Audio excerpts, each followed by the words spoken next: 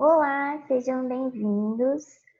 Eu sou a professora Érica e hoje eu vou estar respondendo com vocês, né, fazendo uma correção comentada dessas questões sobre as questões de respiração da nossa apostila, né, do nosso curso. Então vamos lá. A primeira questão, né, na primeira questão, ele faz uma representação, né, do sistema respiratório humano, utilizando garrafas PET, tubos e balões de borracha. Né? Então, aqui ele mostra, né, como é feito essa representação e aqui demonstrando, né, como que funciona. Então, só para a gente relembrar o processo de inspiração e expiração, eu coloquei aqui para vocês. Lembrando que na inspiração, a caixa torácica ela vai se expandir, né, devido à contração dos músculos, e o diafragma também vai contrair, tracionando para baixo a região dos pulmões. Esse conjunto vai resultar no aumento do volume da caixa torácica, né? Então, vai aumentar o volume lá, né, dessa caixa. Então, se aumenta, né? Então, a expansão desse pulmão. E se a expansão, a pressão interna, né, ela vai ficar menor do que a pressão externa, né? No caso, a pressão da atmosfera. Então, quando acontece isso, né, essa expansão e a pressão fica menor, então se aumentou, né, se teve esse aumento dessa caixa e a contração desse diafragma, a pressão interna, né, lá no pulmão, ela vai ser muito menor. Então, o que vai acontecer? Se a pressão interna é menor, o ar, né, ele tende a entrar para poder estabelecer essa pressão entre esses dois meios, certo?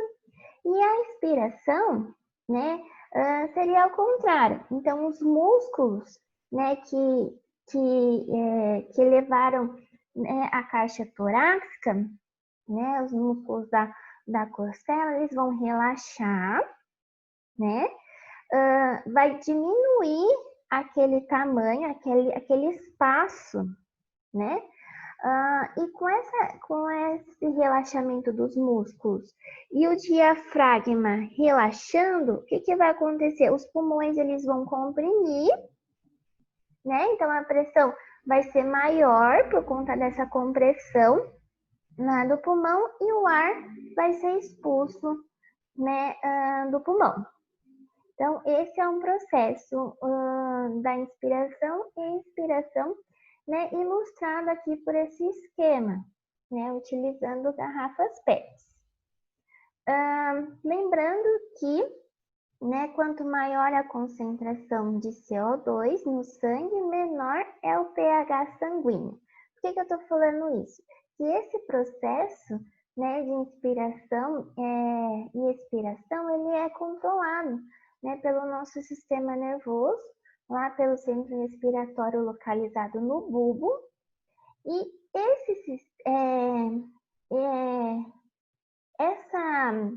essa respiração ela vai acontecer por conta também da concentração de pH, né? Perdão, pelo pH sanguíneo, né? Que seria pela concentração. Quem que determina esse pH sanguíneo?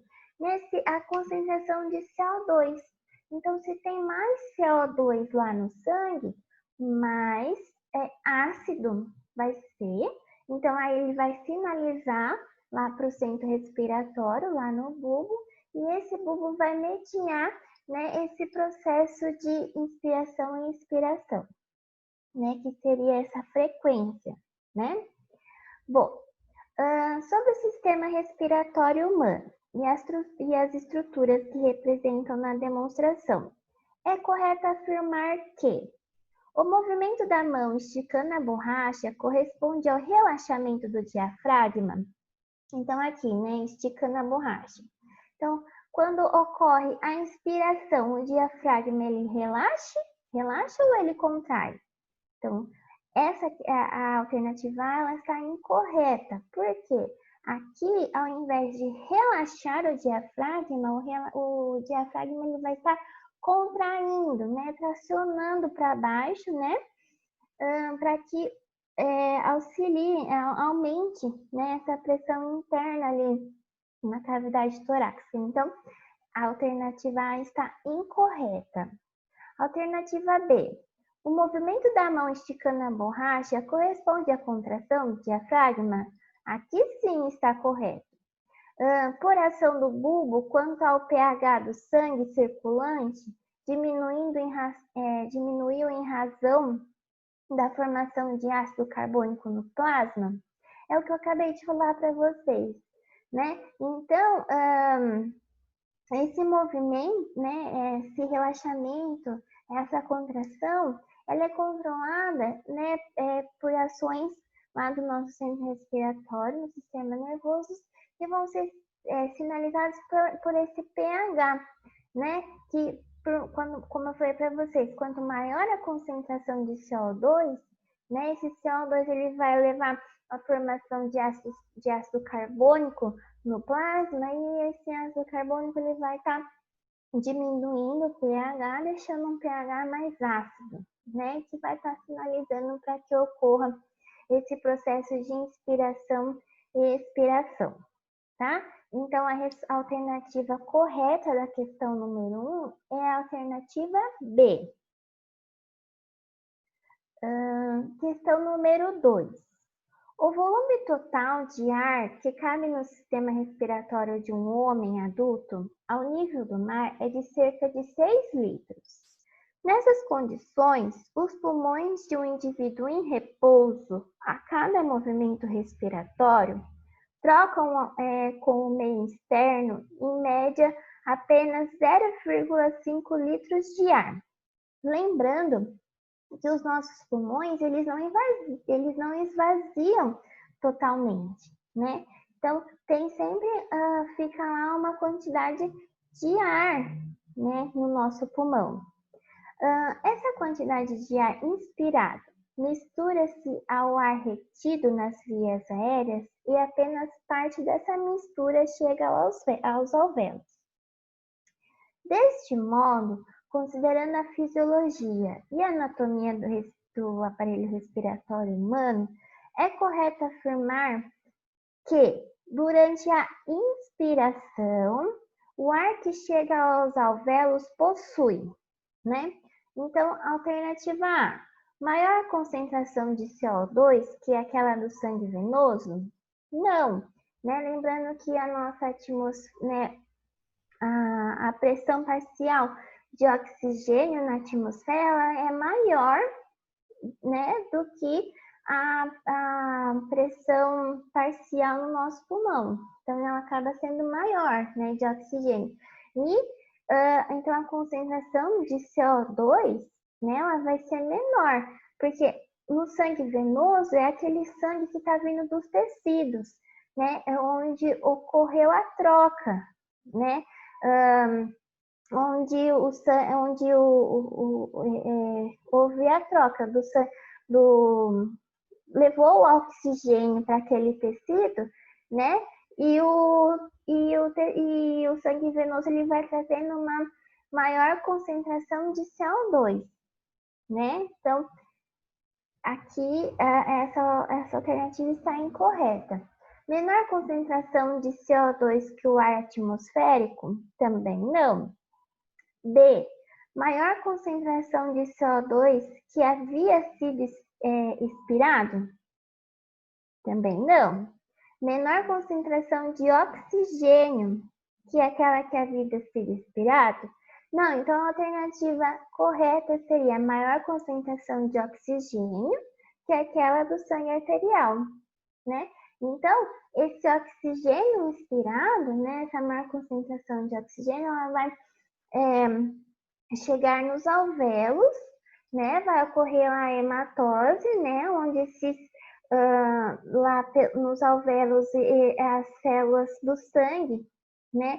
Elas vão levar esse oxigênio para os tecidos, né? Então ali ocorre essa troca.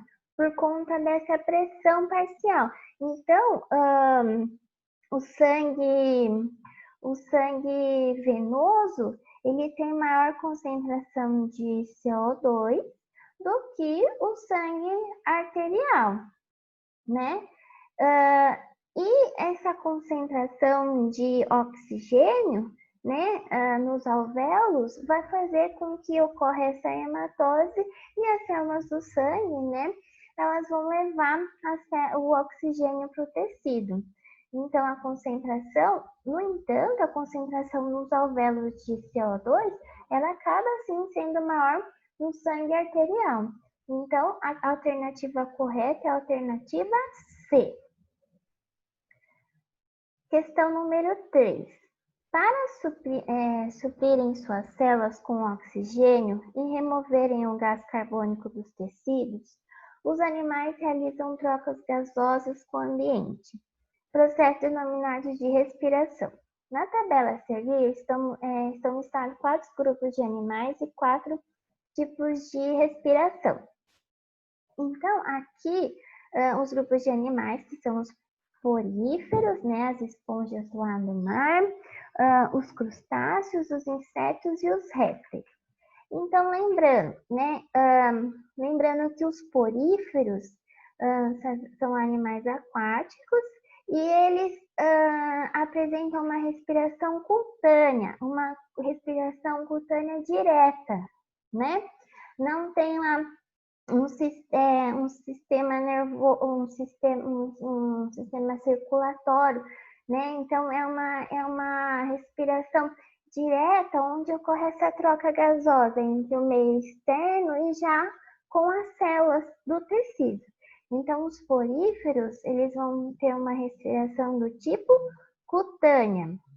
Os crustáceos, assim como os peixes, né, eles apresentam brânquias, né, próximo do tórax, né, onde ocorre essa troca gasosa também.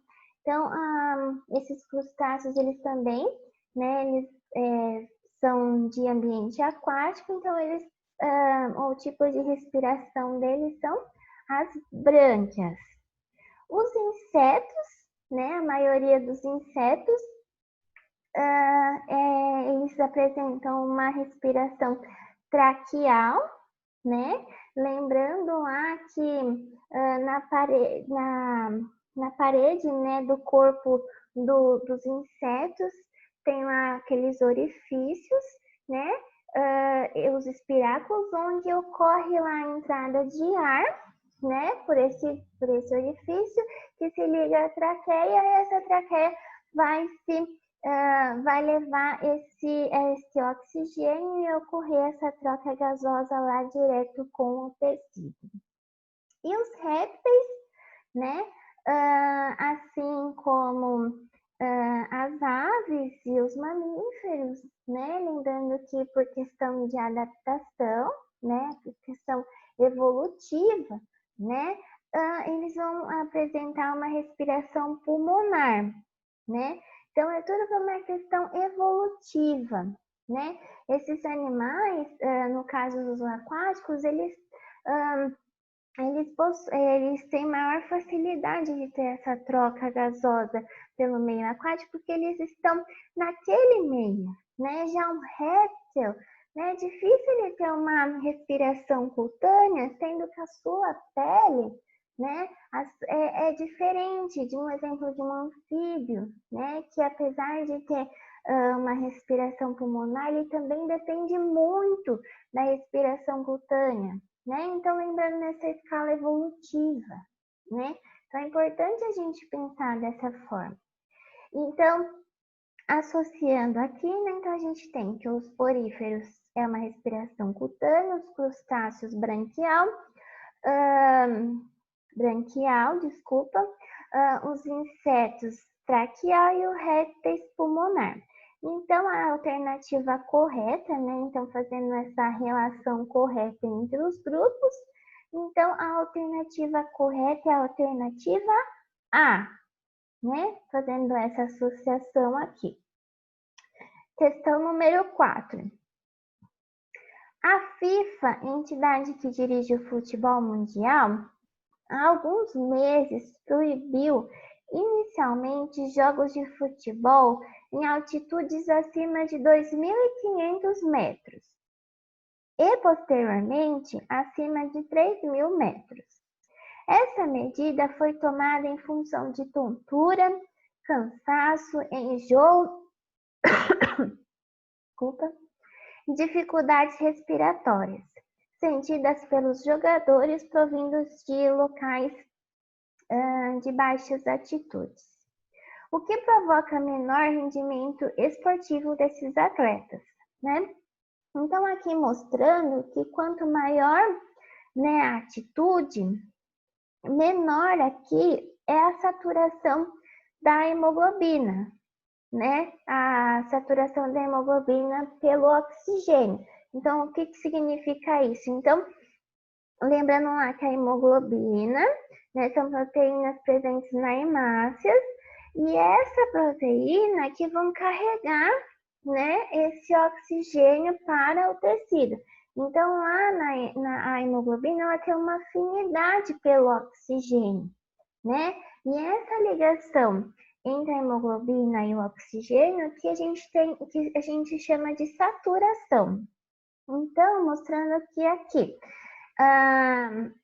quanto maior a altitude, né, menor é a pressão parcial de oxigênio, né, atmosférico, e também menor será a saturação, né, como está mostrando aqui. Então, é uma interpretação de gráfico, né? Então, ó, mostrando aqui que numa altitude de 2.000 metros já dá uma grande diferença, né, em relação a uma que é uma altitude bem mais baixa, né? Então, a saturação ela acaba sendo menor, né, em relação ao aumento da altitude. Então, observe o gráfico e explique o baixo rendimento dos jogadores, né? Então, por que os jogadores eles acabam tendo esses sintomas, né, de tontura, de cansaço, de enjoo, né? Isso acaba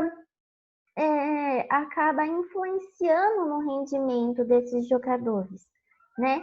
Então, explique, né, o baixo rendimento desses jogadores em altitudes elevadas. Então, lembrando que quanto maior a altitude, menor é a concentração de oxigênio na atmosfera, né? Então, menor é a pressão parcial lá de oxigênio. E a gente chama isso de ar rarefeito, né? Então, sendo assim, a disponibilidade de oxigênio para ser transportado no sangue, ele vai ser menor, né? Então, aqui, a quantidade de oxigênio para ser transportado vai ser menor do que uma altitude mais baixa, né? Então, consequentemente, né, os tecidos, né, principalmente os músculos, que são muito usados por esses atletas, eles vão receber uma concentração mais limitada desse oxigênio e vai comprometer o seu desempenho, né? Então, que é muito importante para que ele desenvolva, né? Ele não tenha essas reações decorrentes dessa atmosfera, né? E como que o organismo responde a isso, né? Então, como vai falar aqui na alternativa B, né? Os jogadores, eles precisam se aclimatar, né? Então, mas Érica, os jogadores de alta altitude, eles sofrem com isso? Então, os jogadores de alta altitude que moram na região, eles já têm essa adaptação. Então, o que o organismo vai fazer? O organismo ele vai produzir mais hemácias, né, mais células, e essas células, para que essas células levem mais oxigênio para o tecido, né? Então, e os jogadores que vão para essas regiões, eles precisam se aclimatar, né? A se aclimatar. E os estímulos, né, recebidos lá pelo Centro respiratória do sistema nervoso, ele vai estar auxiliando, né, que ocorra mais. Então, vai aumentar a frequência respiratória, né? Então, a alternativa B. Então, a gente está falando de um baixo teor de oxigênio, né? A gente está falando de um estado de hipóxia, né? Que ela vai ser reconhecida lá no centro respiratório, né? Que é localizado lá no bulbo. O bulbo vai estimular a frequência cardíaca a fim de suprir, né, a falta de oxigênio nos tecidos. Então, lembrando que é muito importante, né, essa climatização para que não ocorra, né? Senão os tecidos eles vão ficar desoxigenados, né? Não vai chegar lá, né? Como a gente vai ver em outras questões, pode ocorrer, né, a falta, né, de oxigênio nesses tecidos e essa falta a gente chama de hipóxia, né? Que acaba sendo um estado inadequado para esses atletas. Questão número 5. Com a ausência de oxigênio na atmosfera com característica redutora, os primeiros seres vivos desenvolveram um metabolismo exclusivo anaeróbico, né? Então, aqui, aeróbico é na presença de oxigênio. Anaeróbico é uma respiração sem a presença de oxigênio. A transição para o processo aeróbico aconteceu entre 2,7 bilhões e 1,6 bilhões de anos atrás, né, com o surgimento das primeiras algas azuis, né, as cianobactérias, capazes, né, de utilizar a água como um doador de elétrons e liberar oxigênio na atmosfera terrestre. Existe um organismo que poderia ter existido há 3 bilhões de anos, né, uma possível fonte de energia para a manutenção do metabolismo desse organismo. Então, né, falando, o próprio enunciado já diz, então são as bactérias anaeróbicas, né, que elas vão produzir, que elas produzem a sua energia através da fermentação, né?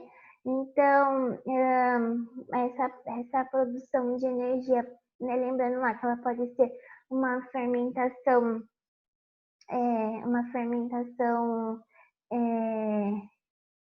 alcoólica, uma fermentação láctea, uma fermentação ácida, né? Então, aqui, essas bactérias anaeróbicas, né, há 3 bilhões de anos atrás, elas produziam a sua energia através da fermentação, né? Então, depois de muitos bilhões de anos, né, com o surgimento das águas azuis, das cianobactérias, que foi possível, né, o surgimento desse processo aeróbico, né, onde elas utilizavam a água, né, os elétrons da água, liberando oxigênio na atmosfera.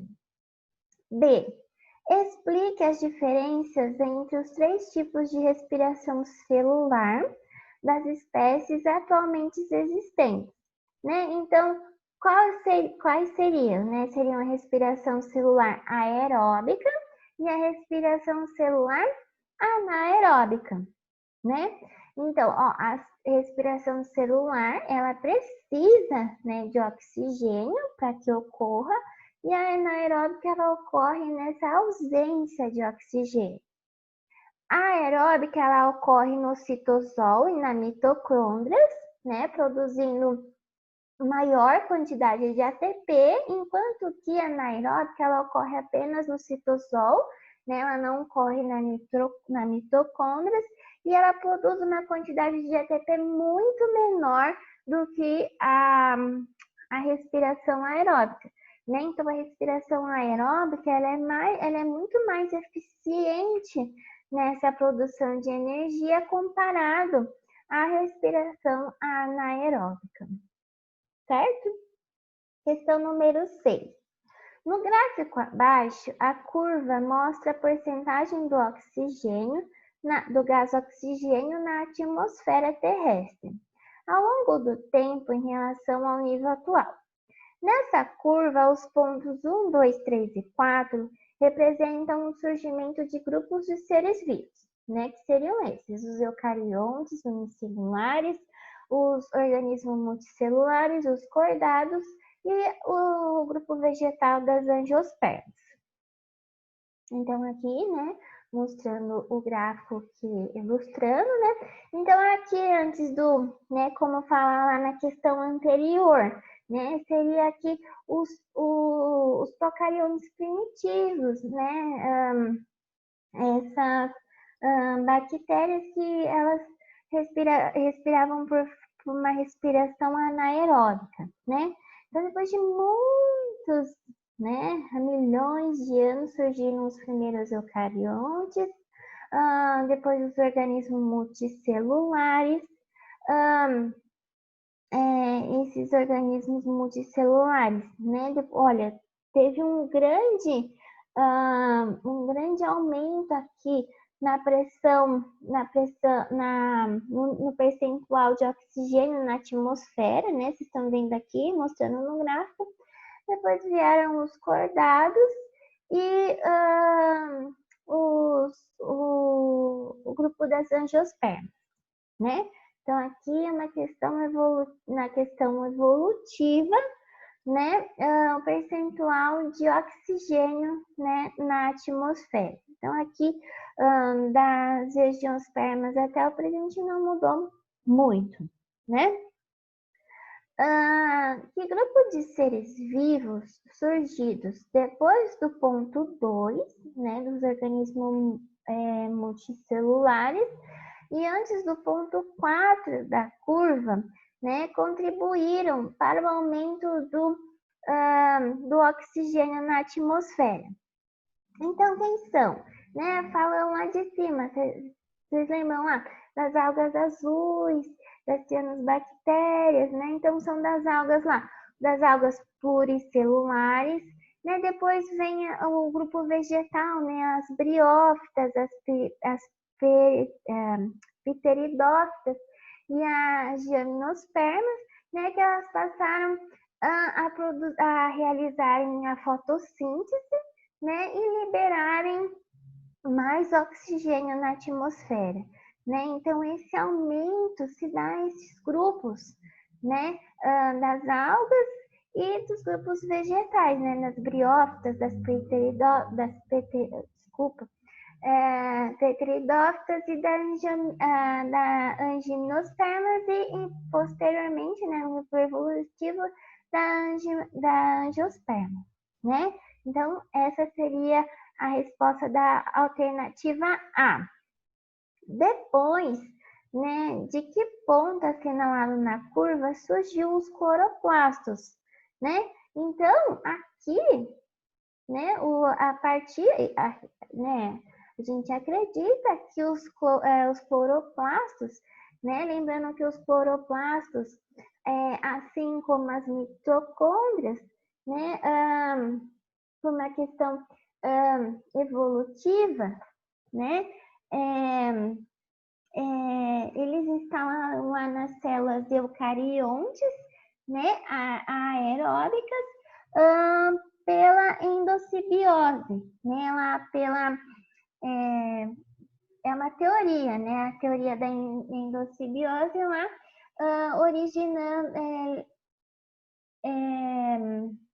originando os cloroplastos lá nas algas azuis, né, nas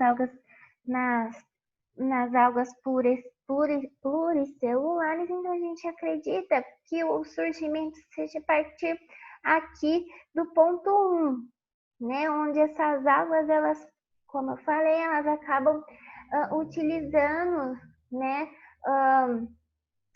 os elétrons da água e liberando o oxigênio, né, para a atmosfera. Que tipos de respiração apresentam os animais que surgiram a partir do ponto 3 da curva, né? Então, aqui, do grupo dos cordados, né? Lembrando lá que nos grupos dos cordados, eles do grupo dos cordados, a gente tem alguns invertebrados, né? São poucos, e os vertebrados, né? Então, a partir desse ponto aqui, né? Que tipo de respiração? Então, a respiração desses animais, elas podem ser cutânea, né? Lembrando lá dos anfíbios, branquial e também pulmonar, né? Então, aqui a gente tem que saber, né? Quem que são os animais que estão no grupo dos cordados, né? Então, é importante vocês saberem para poder responder essa pergunta aqui. Então, e a gente vai entrar, né, agora no reino animal e a gente vai entender um pouco menor, mas são alguns invertebrados, né, são poucos, e os vertebrados, né, que os primitivos lá, que tem lá a notocorda, e os vertebrados que tem a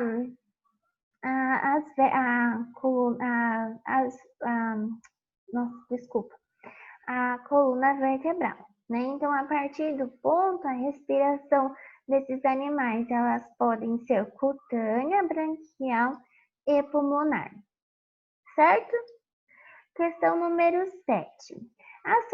A solução de azul de bromotinol atua como indicador de pH. Em meio ácido, sua cor fica amarela. Em meio básico, ela fica azul. Para valores de pH entre 6 e 7, a solução ela fica verde, né? Considere-se um aquário de água doce, iluminado e montado com peixes e plantas aquáticas. Retirou-se uma amostra de água desse aquário, né, que seria a amostra 1, e a ela adicionou-se a solução de azul de bromotinol, indicou o pH de cor verde. Então, o pH dessa solução é um pH neutro, né? Se a cor for verde, então é um pH neutro ali para aquele aquário, né? A maioria dos animais, o pH neutro seria um indicado, né? Então, ali a amostra é um pH neutro, um pH verde, a cor verde.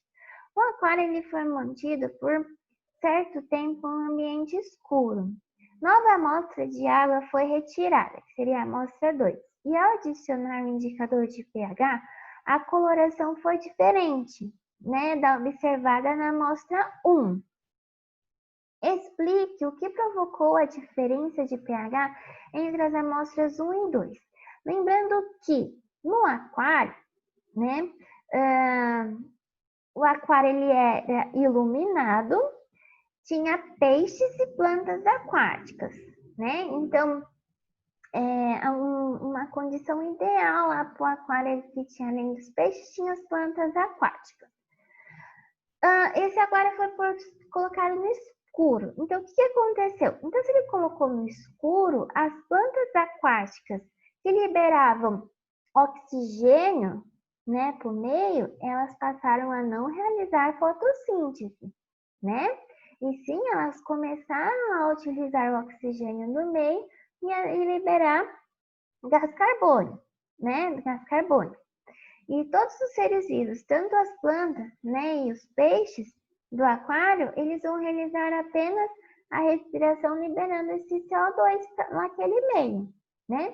Então, as altas concentrações de CO2, lembrando que o CO2 ele vai alterar o pH, né, por conta da formação de ácido carbônico, né,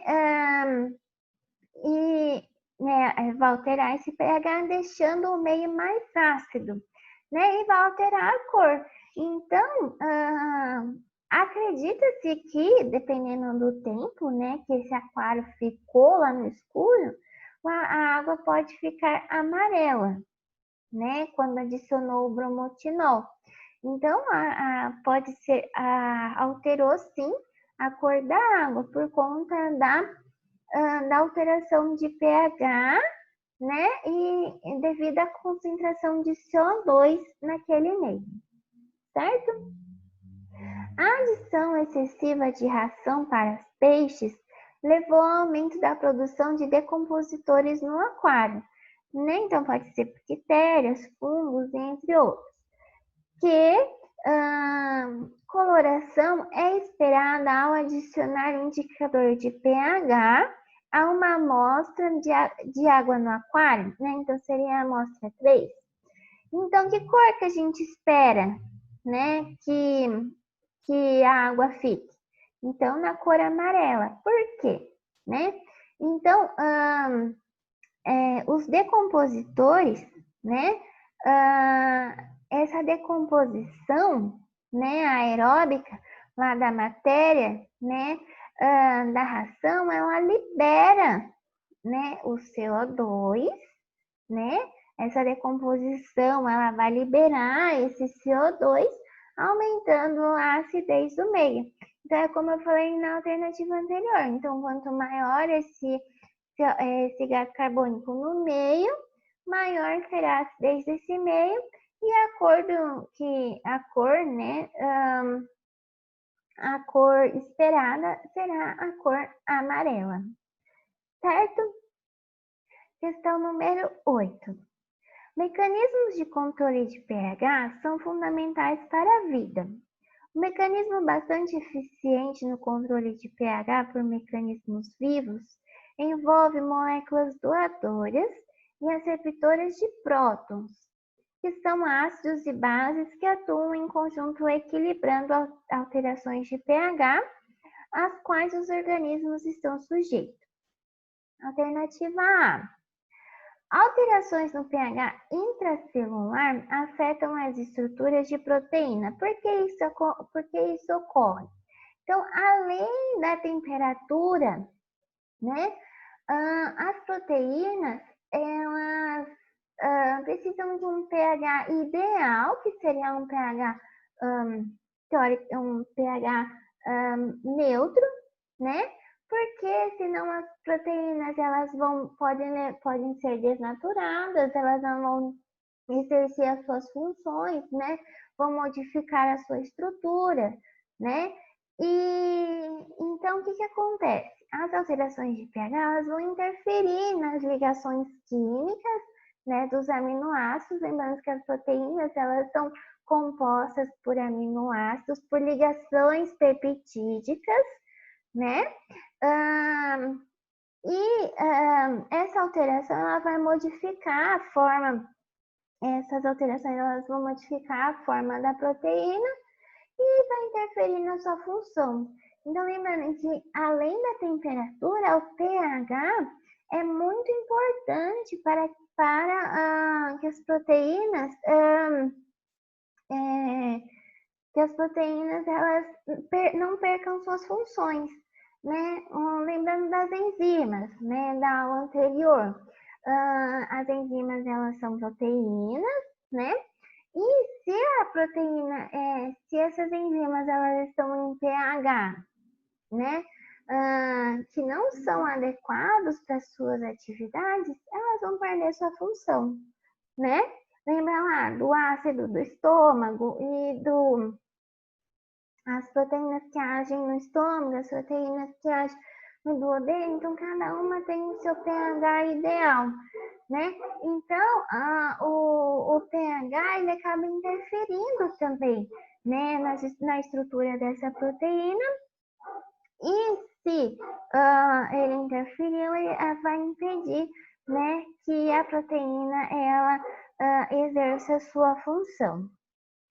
Que consequências para o processo de respiração celular a alteração da estrutura de proteínas envolvidas com o ciclo de Krebs pode trazer?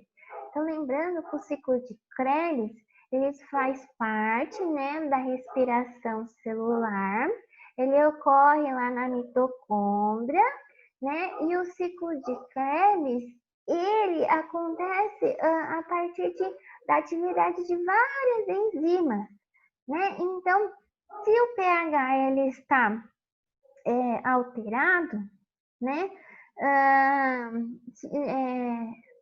Se o pH ele não é o ideal, né?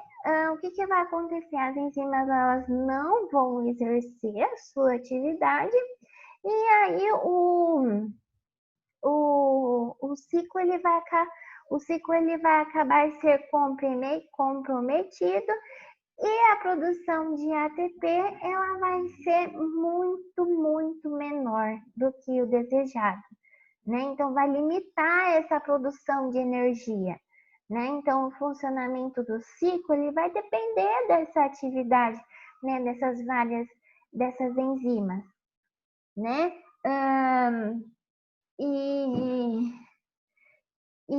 E essa alteração, né, na estrutura dessas proteínas, né, que são essas enzimas, elas vão prometer esse funcionamento, né, dessa cadeia respiratória e ela vai limitar, né, a produção de ATP, né?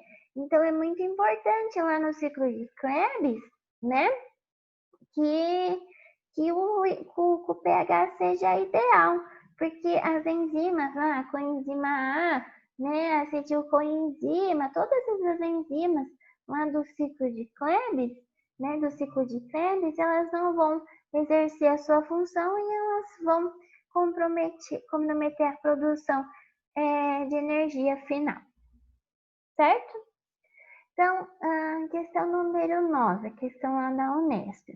A figura apresenta a tampa de um vidro de molho em conserva, na qual é a seguinte advertência. Então, lembrando lá dos produtos que a gente compra no mercado, né? Então,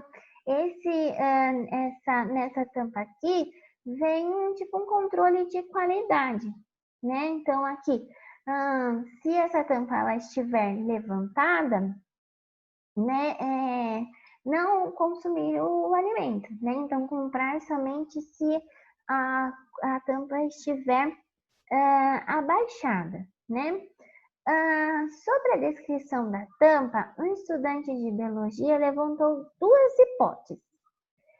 Se o produto estiver contaminado, os micro-organismos irão proliferar-se utilizando os glicídios, né, que seria aqui a fonte, né, de energia do molho para a obtenção de energia.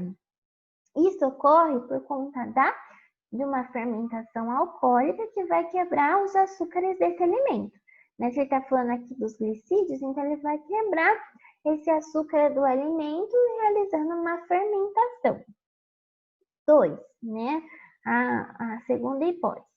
O metabolismo desses micro-organismos, eles promoverá a liberação de CO2, que aumentará a pressão do interior do recipiente, estufando a tampa. Então, por isso que eles falam que não pode comprar o alimento se a tampa estiver levantada, né?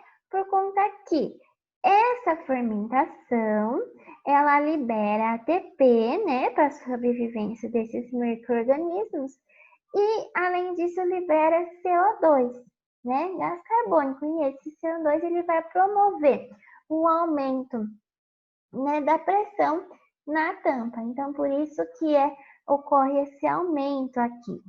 Com relação às hipóteses, é correto dizer que alternativa A, ambas as hipóteses estão corretas, mas o contido na segunda não é consequência do que afirma a hipótese 1. Então, é incorreto dizer isso, porque após, né, a fermentação, né, então, uma depende da outra, né? Então, com a fermentação vai ocorrer a liberação de CO2, né? Então, aqui é incorreto dizer que o que está na 2 não é consequência da 1. Ambas as hipóteses estão erradas, pois a área azul abaixada é indicativo de que há um vácuo no interior da embalagem, o que garante que, na ausência de ar, o produto não se deterioriza? Não, é incorreta.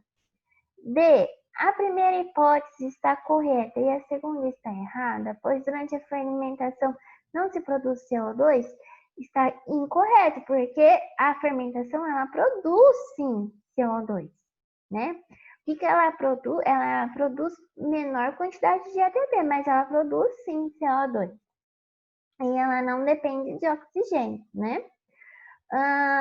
A segunda hipótese está correta e a primeira está errada, pois as bactérias obtêm energia de lipídios no molho, mas não de glicídios. Lembrando que a principal fonte aqui são os glicídios, né? Então, para que ocorra lá a fermentação, os glicídios, né, que vão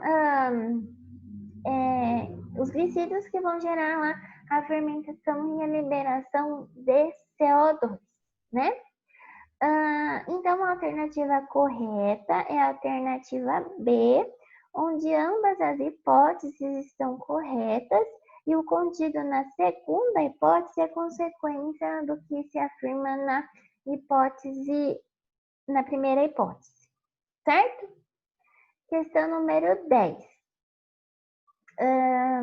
Os carros híbridos cujos motores funcionam a combustão interna, geralmente combustíveis fósseis e elétricos, são tidos como alternativas viáveis para a redução e emissão veicular de dióxido de carbono, né? Conhecido também como gás carbônico, para a atmosfera. Para testar se são realmente ecológicos, pesquisadores italianos compararam as emissões de dióxido de carbono de 4 homens em 3 situações: correndo, caminhando e andando de bicicleta, com as emissões de dióxido de carbono de carros movidos a gasolina, a óleo diesel e carros híbridos. Quando cada um desses tipos de carro transportava esses mesmos 4 homens em um percurso urbano, né? Então, eles fizeram os testes utilizando esses mesmos homens, né, no percurso urbano. Os 4 homens no carro dentro do percurso urbano. Os resultados eles são apresentados no gráfico a seguir, onde as barras, né, as barras aqui, elas apresentam, né, a emissão de CO2 de cada veículo, né?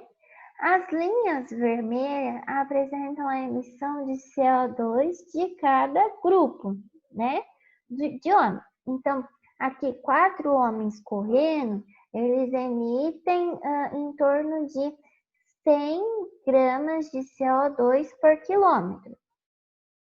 4 homens caminhando, eles emitem cerca de 50 gramas de CO2 emitido por quilômetro. 4 homens pedalando apresentam em torno de 22, né? Então, como mostra aqui no gráfico. Assim como um automóvel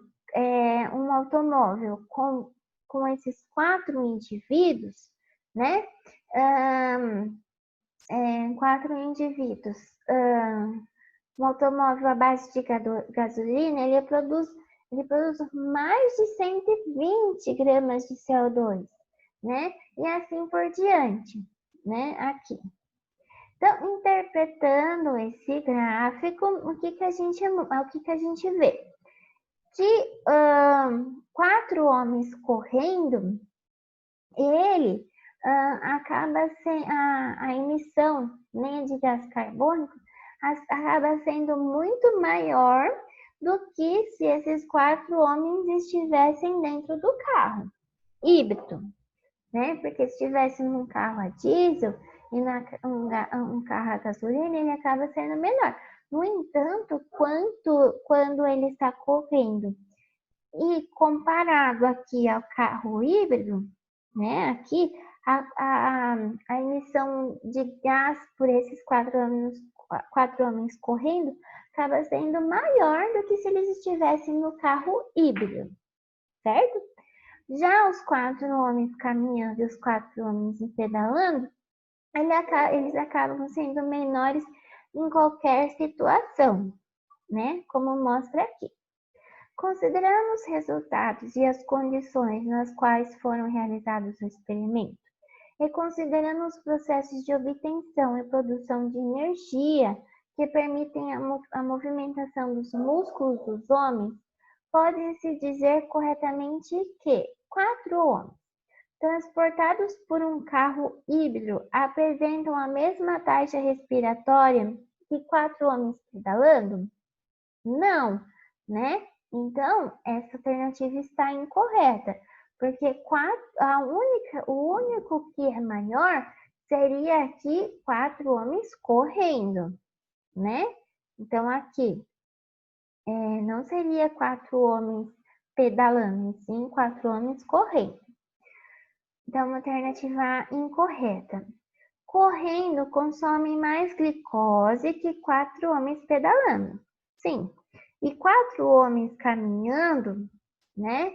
E liberando para a atmosfera maior quantidade de oxigênio que aquela liberada por um carro híbrido que estivesse transportando. Então, é o que eu falei para vocês. Então, somente esse grupo de 4 homens correndo acaba sendo maior do que se eles estivessem no carro híbrido. Então, a alternativa correta seria a alternativa B, certo?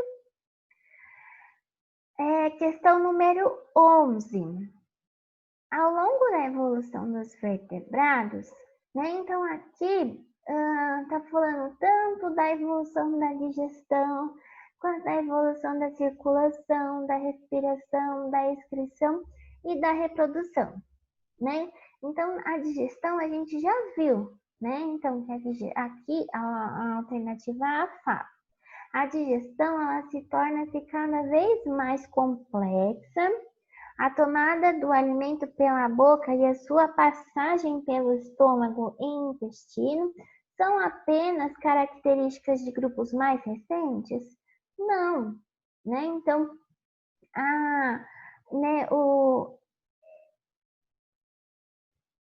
essa digestão, né, ela já vem de uma questão evolutiva, na questão evolutiva, né? Então, é incorreto afirmar que essa digestão ela se tornou mais completa só nos recentes, né?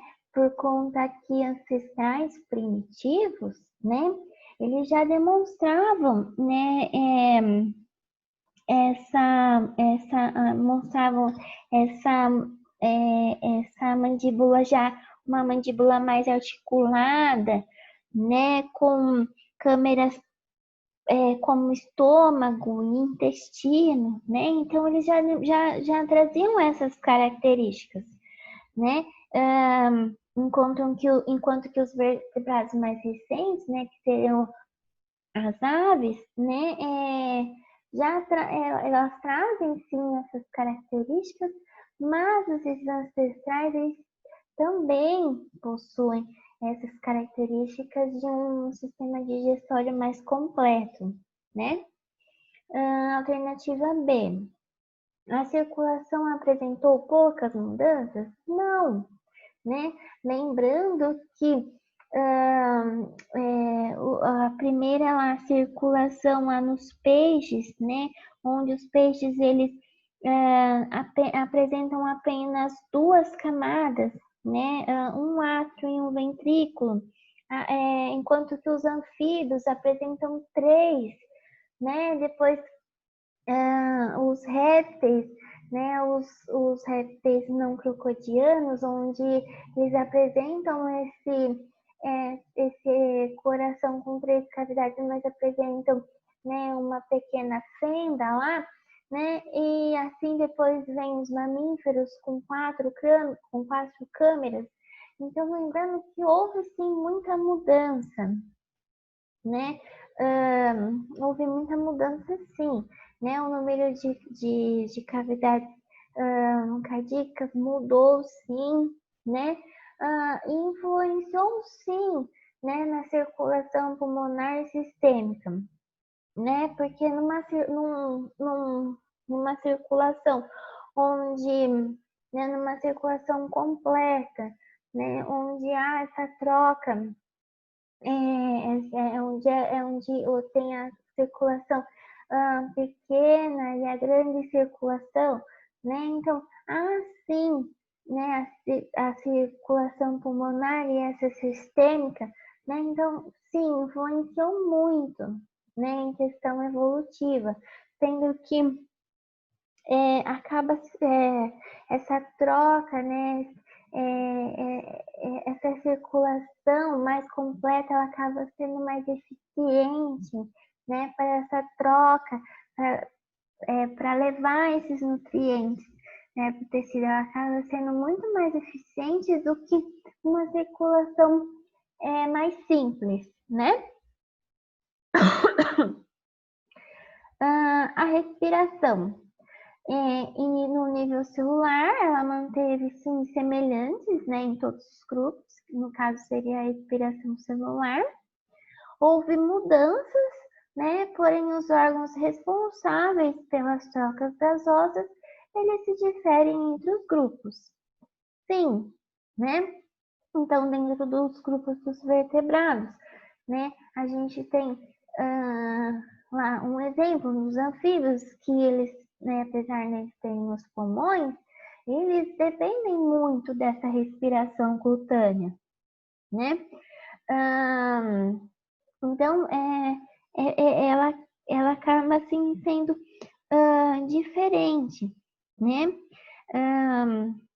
E, né, no entanto, a respiração em nível celular, ela acaba se mantendo, né? Ela é sim semelhante em todos os grupos, né? Tanto o metabolismo aeróbico quanto anaeróbico, né? A obtenção de energia a partir de glicose, né? Então, sim, é muito semelhante entre os grupos, certo?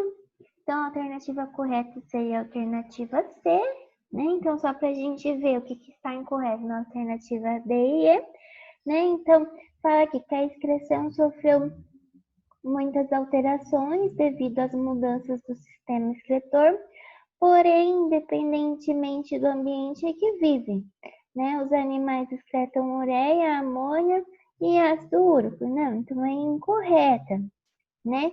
Que embora, né, haja muitas alterações no sistema excretor aqui dos vertebrados, né, a excreção de amônia, ureia ou ácido úrico depende do ambiente, né, e do grupo dos vertebrados, né? Então aqui sim ela está incorreta, né? Questão E.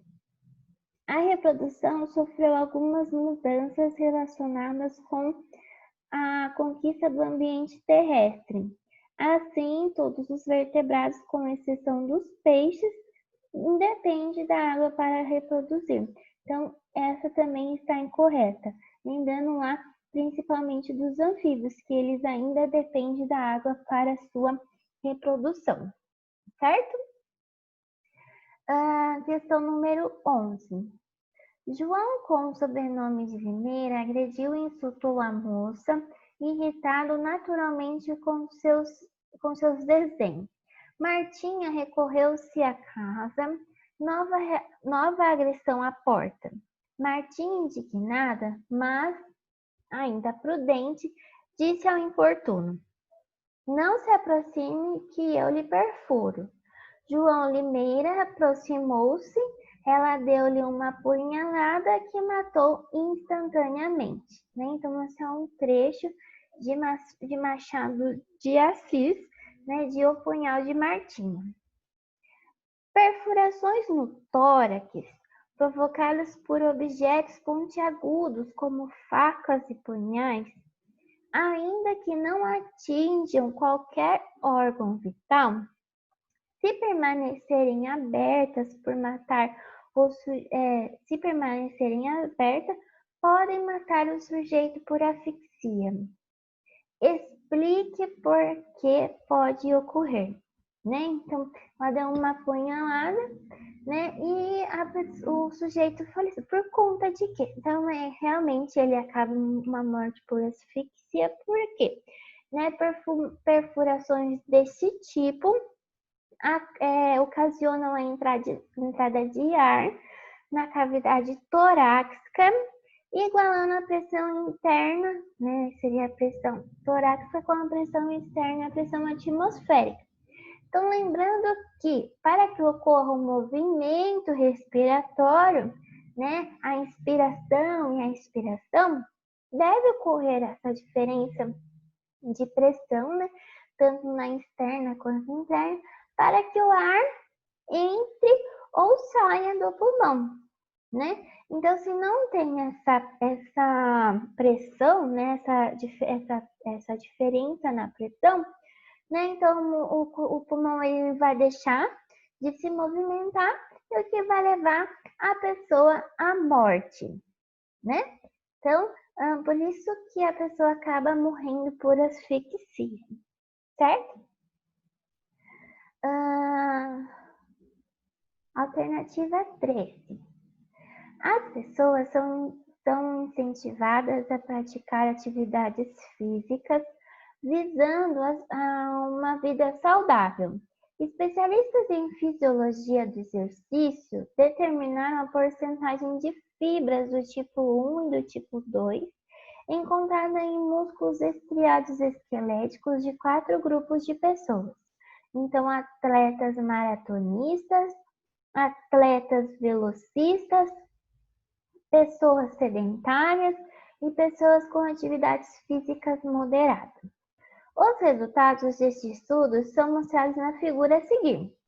As características funcionais de cada uma das fibras estão listadas na tabela abaixo, né?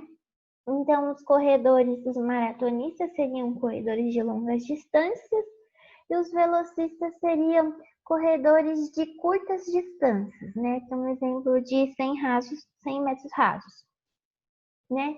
Então, aqui mostrando que cada grupo tem um tipo de desenvolve, né, um tipo de fibra diferente, né, de acordo com a sua atividade física, né? Então, aqui o grupo A, né? Então, ele apresenta mais fibras do tipo 2 do que fibras do tipo 1, né? O grupo B, né, apresenta quase que parecida, mas apresentam fibras mais de contração rápida, metabolismo mais anaeróbico, né? Das fibras do tipo 2, e apresentam baixa atividade de mitocôndria.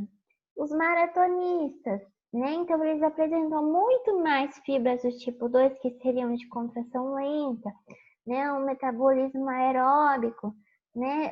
Uma alta densidade aqui das mitocôndrias, enquanto que o grupo D apresenta fibras igualadas, né?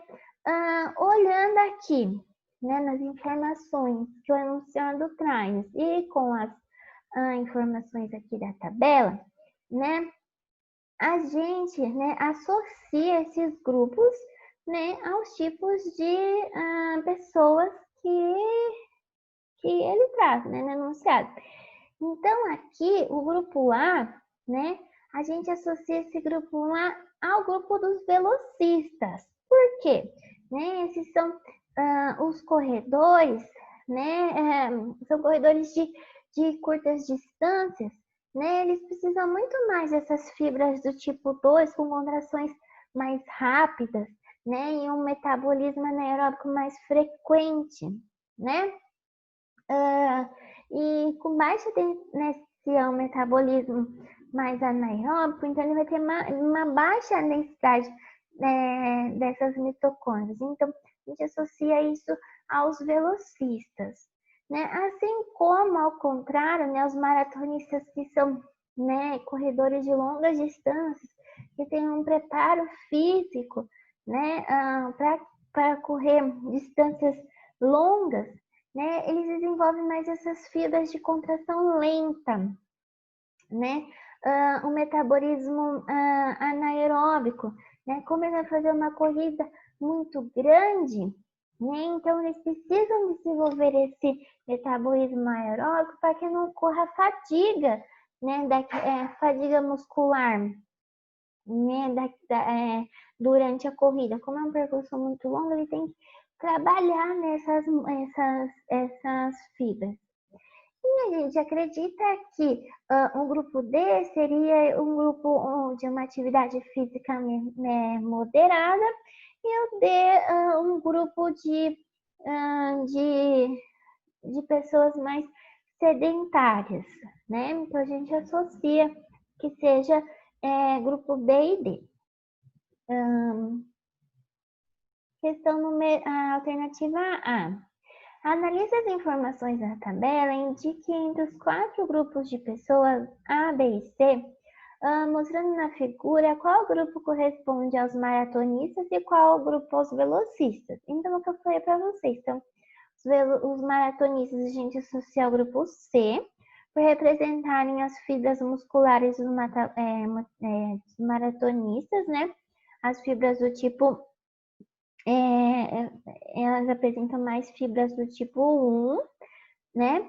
Pois em corridas longas e de altas densidades, né, precisam de altas densidades da mitocôndria, o metabolismo aeróbico são mais requisitados, né? São mais importantes. Então, as fibras número 1, elas são mais apropriadas para exercícios de longas distâncias.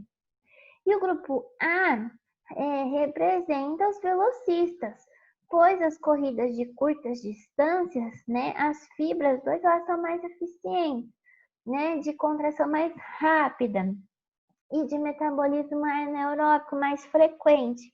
Então, ela predomina mais em atividades anaeróbicas que existem, né, paradas bruscas e arranques, né? Então, esses velocistas eles precisam, né, desses arranques. Né? Então, a alternativa correta seria Então, seria os velocistas do grupo A e os maratonistas do grupo C. Se os 2 grupos de atletas não fizerem um treino adequado, pode ocorrer nesses atletas dor muscular intensa durante ou após uma competição. O que deve essa dor? É o que eu falei para vocês, eles precisam, né, adequar o seu corpo com aquele tipo de atividade, né, com aquele esporte, né? Então, ocorre isso por conta de uma fadiga muscular, né, resultante da falta de oxigênio, né, suficiente para a respiração dessas fibras musculares que vão passar a produzir energia através de um processo anaeróbico de fermentação láctea, né? Então, e essa, né, produção de ácido láctico decorrente dessa fermentação, né, ela pode se acumular lá no tecido e muitas vezes gerar dor, né, que não seria adequado para esses atletas, né, principalmente esses maratonistas, que eles correm em longas distâncias, né, então eles precisam sim